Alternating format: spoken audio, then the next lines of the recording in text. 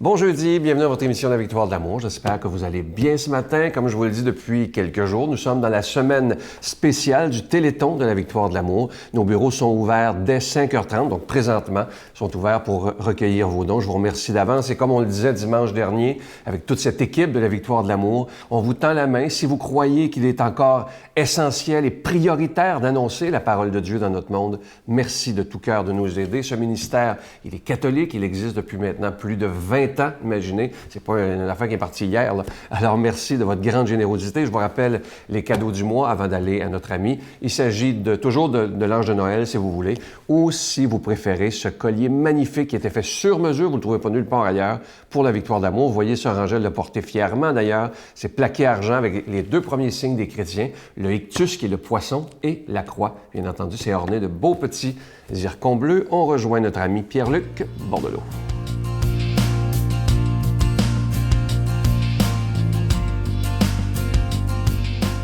J'ai besoin de vos donneurs de sens. Et oui, aujourd'hui, donneurs de sens recherchés. Alors, je prends cette chronique pour vous inviter à me partager vos donneurs de sens. Vous savez que cette chronique-là, le titre de cette chronique, Donneurs de sens, elle se base sur une conférence que j'offre dans les milieux corporatifs, dans les milieux religieux, scolaires et communautaires. Une conférence qui est aussi présente sur mon site web, pierrelucbordelot.com. Il y a des gens qui ont passé par mon site pour m'envoyer des exemples ou pour me donner, en fait, véritablement des exemples de donneurs de sens. Eh bien, aujourd'hui, je prends un temps avec vous pour vous inviter à m'écrire à info@lavictoiredelamour.org.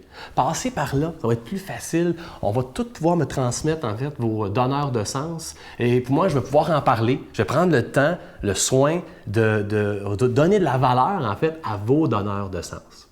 Et quand je dis vos donneurs de sens, ça peut être des gens de votre milieu, de votre entourage, des gens qui ont changé votre vie. Parce que vous savez que pour moi, je le répète et je vais le répéter toujours, on ne sait pas à quel point on peut faire une différence dans la vie des gens, qu'on connaît et même qu'on ne connaît pas.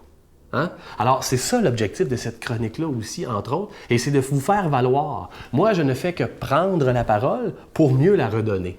Alors, c'est ça mon objectif, finalement. Alors, des exemples, vous en avez plein. Ça peut être des gens, je l'ai dit, de votre entourage, mais aussi des gens connus. Moi, je vous en donne un exemple aujourd'hui très rapidement. Récemment, je suis allé à un spectacle de M. Gilles Vigneault. Un monument, évidemment, dans l'histoire du Québec, puis il est encore présent, vigoureux, hein, je dirais même. Et il y avait une soirée de spectacle, en fait, où il répondait à des questions du public, puis il alternait en chansons. Un homme là, que j'admire de façon incroyable par ses textes, par sa présence et même par sa prise de parole spontanée en entrevue ou avec nous, là, comme ça, avec son public. Il était d'une profondeur et d'une justesse inégalée. Et M. Gilles Vigneault, en cette soirée-là, et ça m'a marqué, des fois les donneurs de sens, c'est des gens qui disent une phrase, un mot, une façon de dire les choses, et c'est ça qui nous apporte le carburant qu'il faut pour continuer. M. Vigneault a dit ce soir-là, peut-être que c'est une parole que vous savez, il a dit, parce qu'il s'est déjà fait dire, hey, ça, là, dire quelque chose comme ça, là, ça a déjà été dit maintes et maintes fois avant toi. Et M. Vigneault de répondre à ces personnes-là, oui, tout a été dit, mais pas par moi. Oh, ça, je trouvais ça intéressant. Combien de fois je me suis posé la question, je me dis, mon Dieu, Pierre-Luc, mais semble que tu reprends la même chose qui a déjà été dit avant, puis tu la répètes, là. Ouais, mais c'est moi qui l'ai dit. J'ai ma façon à moi, mon originalité, mon unicité pour partager ces choses-là. Oui, je parle de ma foi de chrétien. Oui, je parle, par exemple, de liberté, de vérité, d'intériorité, mais c'est moi qui en parle. C'est ma manière à moi. Alors ça, j'ai trouvé ça, c'est pas égoïste de dire ça, là. C'est cette unicité, cette originalité-là qui s'exprime. Monsieur Vigneault, en cette soirée-là de spectacle, puis même avant, de toute façon, était un véritable donneur de sens pour moi. Alors, je vous invite à m'écrire. Prenez le temps de m'écrire à info@lavictoiredelamour.org pour me partager vos donneurs de sens. Et moi, je ne ferai que les partager à nouveau. Notre Père qui es aux cieux, que ton nom soit sanctifié, que ton règne vienne, que ta volonté soit faite sur la terre comme au ciel. Donne-nous aujourd'hui notre pain de ce jour. Pardonne-nous nos offenses comme nous pardonnons à ceux qui nous ont offensés. Ne nous laisse pas entrer en tentation, mais délivre-nous du mal, car c'est à toi qu'appartient le règne, la puissance et la gloire pour les siècles des siècles. Amen. Dans cette semaine du Téléthon de la Victoire de l'amour, je vous présente ce cadeau qui est absolument magnifique. Sœur Angèle, vous le voyez, là, porte fièrement un collier exclusif à la Victoire de l'amour. Il s'agit d'un collier avec une croix qui est nouée par un ictus. C'est les deux premiers signes des chrétiens. Ça a été fait sur mesure pour la Victoire de l'amour. Il est plaqué argent, le collier, et il est orné de petits zircons, évidemment que c'est déjà béni. Et je sais qu'il y en a qui voudront aussi recevoir, peut-être avec aussi, l'ange de Noël qui est toujours disponible. Alors, je vous rappelle que c'est avec un don de 25 $ et si vous en voulez deux, avec un don de 40 $. Alors, je vous remercie de tout cœur de votre offrande spéciale de Noël en ce mois de décembre qui commence bientôt. Alors, je vous donne l'adresse. La Victoire de l'amour, casier postal 120, succursale Boucherville à Boucherville, le J4B 5E6, je vous la redonne. La Victoire de l'amour, casier postal 120, succursale Boucherville à Boucherville, le J4B 5E6. Également par téléphone, par carte de crédit du lundi, aujourd'hui c'est spécial, dès 5h30 ce matin jusqu'en fin d'après-midi, 4h30. C'est dans le 514-523-4433, 523-4433 ou sans frais, le 1-888-811-9291, 1-888-811-9291 et aussi sur notre site Internet, le www.lavictoiredelamour.org. Alors, je vous rappelle, en cette semaine du Téléthon, merci de tout cœur de votre grande générosité. Merci de nous porter dans votre prière, c'est tellement important. Et je vous rappelle que vous recevrez un reçu pour fin d'impôt. Alors, merci de tout cœur de votre offrande tout à fait spéciale en cette période de Noël. Merci aussi de nous porter dans votre prière.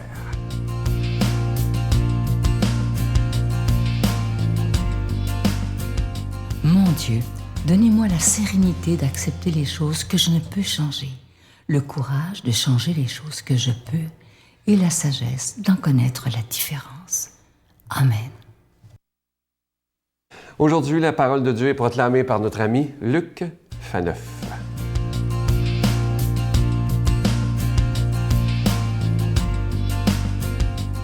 Bonjour, merci d'être là pour la méditation de la parole de Dieu en ce début de mois de décembre, pas tout à fait le début, mais tout comme le mois de l'année qui est très chargé au plan spirituel, comme on le sait bien, et un mois de l'année, merci d'être là, un mois de l'année qui fait, je dirais, il y a un cadeau de Noël, entre guillemets, chaque matin, chaque jour de l'année, on le sait bien, mais en particulier pendant le mois de décembre, les textes de la liturgie sont magnifiques. Aujourd'hui, donc, tiré de Saint Matthieu. En cette fête, j'en parlerai de Saint François Xavier, donc un grand missionnaire jésuite.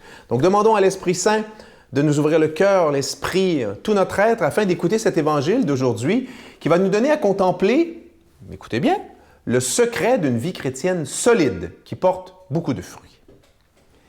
Comme les disciples s'étaient rassemblés autour de Jésus sur la montagne, il leur disait, « Il ne suffit pas de me dire « Seigneur, Seigneur » pour entrer dans le royaume des cieux, mais il faut faire la volonté de mon Père qui est aux cieux. » Tout homme qui écoute ce que je vous dis là et le met en pratique est comparable à un homme prévoyant qui a bâti sa maison sur le roc.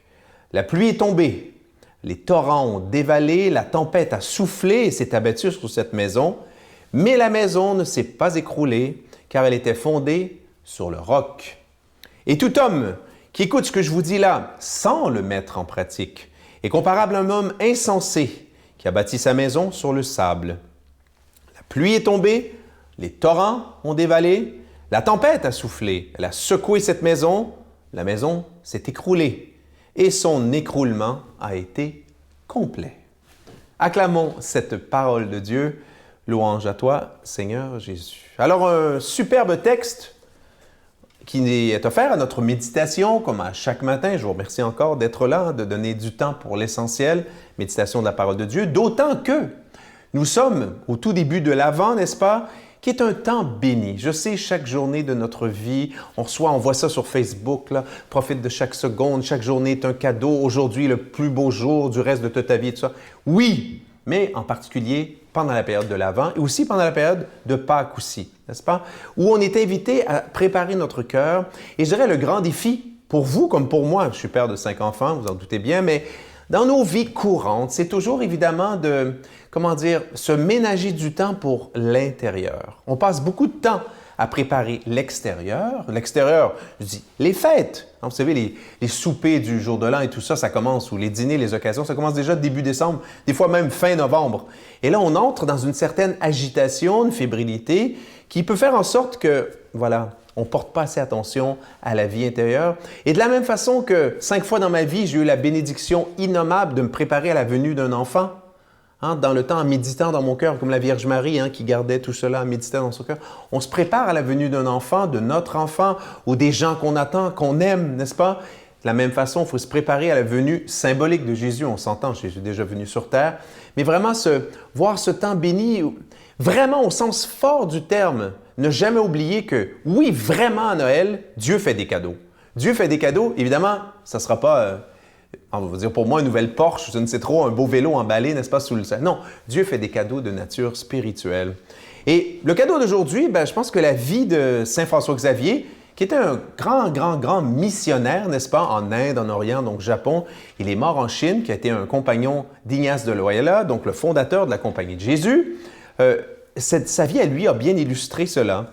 C'est un homme qui, comme les apôtres de Jésus à l'époque, ne s'est pas contenté d'écouter son compagnon de chambre à Paris. Il a rencontré le futur grand saint Ignace de Loyola, fondateur des Jésuites. Je salue tous les Jésuites et les amis des Jésuites à l'écoute. Il l'a rencontré à Paris alors que Ignace faisait ses études. Et Ignace lui a envoyé cette phrase. Lui, il rêvait d'être Saint François-Xavier, un grand avocat. Et Ignace lui a dit, « À quoi sert-il, la phrase d'Évangile, à un homme de gagner le monde s'il le paie de son âme? » Et là, François-Xavier a réfléchi beaucoup et il s'est converti avec Ignace, voilà, il a fondé la Compagnie de Jésus.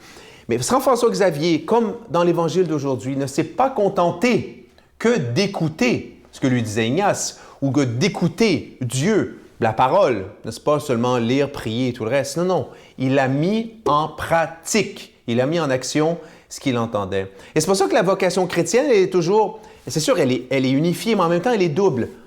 Vous faites ce que vous faites en ce moment, on fait ça, on écoute, on prie la parole de Dieu, on ouvre notre cœur, mais après ça, Dieu nous a donné des mains, Dieu nous a donné des jambes, un cœur, une bouche.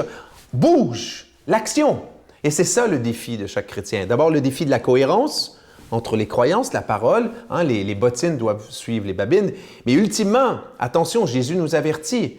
Attention aux chrétiens qui ne fait que prier sans rien faire pour les autres, ou qui même pire, peut-être ferme son cœur pour les autres.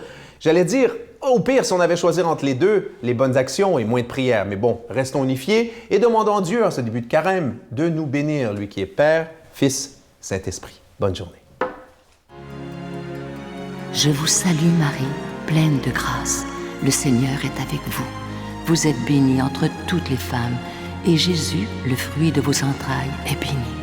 Sainte Marie, Mère de Dieu, priez pour nous pauvres pécheurs, maintenant et à l'heure de notre mort. Amen.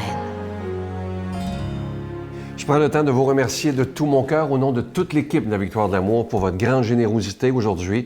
Merci de ce don que vous ferez. Vous êtes peut-être qu'il y a des gens qui écoutent depuis dimanche et qui disent « Ah, il faudrait bien que je fasse mon don ». Merci de le faire parce qu'il n'y a pas de petits dons. Vous savez qu'il y a des gens qui sont capables de donner seulement $1, mais si des milliers de personnes font ça, ça fait des grosses sommes et ça nous permet de payer, évidemment, pour être sur le réseau TVA depuis plus de 20 ans maintenant. Alors, merci de tout cœur d'être là et merci aussi d'une chose très importante qui, pour moi, est l'essentiel, c'est votre prière soutenue. Merci de tout cœur de prier pour moi, de prier pour toute l'équipe afin qu'on puisse toujours donner du fruit en abondance. Bye bye. Un soir, quand ma mère était sortie exceptionnellement, il l'a attendue. Et puis, quand elle est revenue, quand elle a ouvert la portière de la voiture, il était caché derrière un arbre juste à côté. Puis, il l'a tiré à bout portant. Là, donc, et est-ce que vous étiez là, toi et Oui, on était dans la maison. Donc, le coup de feu nous a réveillés.